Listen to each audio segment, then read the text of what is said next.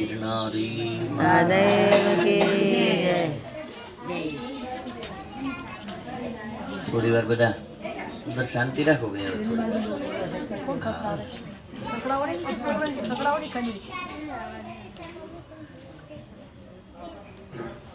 पवित्र भूमि आज सौ प्रथम આપણે બધા જે મળ્યા પ્રસંગ તો શેનો શેન કેવી રીતે છે એ તો હજુ અમને નથી ખબર.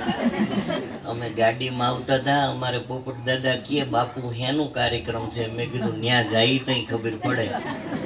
એટલે હજુ લગભગ અમે નથી સમજી કે તમે નથી સમજી કે પણ કાંઈ વાંધો નહીં, આપણું રામનું નામ મળે એ મોટા મોટી સમજણ. પેલું નથી કહેતા કે એક દિવસ ભગવાન રામ છે ને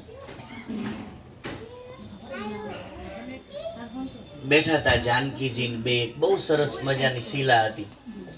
પથ્થરની શિલા ઉપર ભગવાન રામ બેઠા છે ને રામે એક વૃક્ષ હતું, એક ઝાડ, અને ઝાડની ઉપર આમ લતા લાગેલી, એટલી બધી સરસ લતા લાગેલી ઝાડ ઉપર. એટલે ભગવાને ઝાડની સામો જોઈને કીધું કે દેવી કાંઈ દેખાય છે તમને? એટલે કીધું પ્રભુ તમે કયો શું દેખાય છે તમને? એટલે ભગવાન રામ બહુ સરસ બોલ્યા કે ખરેખર આ ઝાડ કેટલું બધું ભાગશાળી છે જેની ઉપર લતા બેઠી. આ ઝાડ એટલું બધું ભાગશાળી છે અને આખા ઝાડને જો ખરેખર શોભા આપતી હોય તો આ લતા આપે છે. એટલે માએ કીધું કે ના પ્રભુ એવું નથી, આ લતા ભાગશાળી છે કે જેને આ ઝાડવા ઉપર બેહવા મળ્યું. જો બે વચ્ચે વિવાદ થયો. એક બાજુ ભગવાન રામ એમ કહે છે કે ઝાડ ભાગશાળી છે જેની માથે લતા બેઠી એટલે રૂપાળું લાગે, પણ માં એવું કહે છે કે ના, ઝાડ ભાગશાળી છે એવું નથી, લતા ભાગશાળી છે જેને આવડો મોટો ઝાડવું મળ્યું. હવે બે વચ્ચે વિવાદ ચાલતો તો એમાં લક્ષ્મણજી આવ્યા.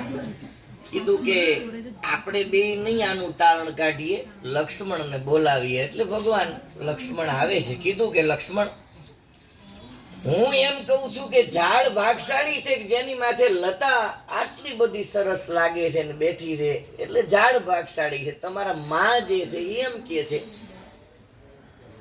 કે લતા ભાગશાળી છે જેને આ ઝાડ મળ્યું. લક્ષ્મણજીએ બહુ વિચાર કર્યો કે ભાઈ મોટા પુરુષો કાંઈ કહે ને એટલે માતાઓ આપણા ગુરુ કહે, આપણા મા બાપ કહે, આપણા મહાપુરુષો કહે, એમાં સમજણની બહુ જરૂર. શબ્દ એક જ છે પણ એના સમજણ છે ને એ બહુ મોટી. એટલે લક્ષ્મણજીએ વિચાર કર્યો કે ના માની અંદર આ ભરણા છે, ના ભગવાન રામમાં. કદાચ જો હું રામનો પક્ષ કરીશ તો માને ખોટું લાગે, માનો પક્ષ લઈશ તો રામને ખોટું લાગે. એટલે કીધું પ્રભુ એક સાચી વાત કરું કે લતાય ભાગશાળી નથી કે ઝાડે ભાગશાળી નથી, ભાગશાળી તો અમે છે જે આ છાયા નીચે આનંદ કરીએ છીએ.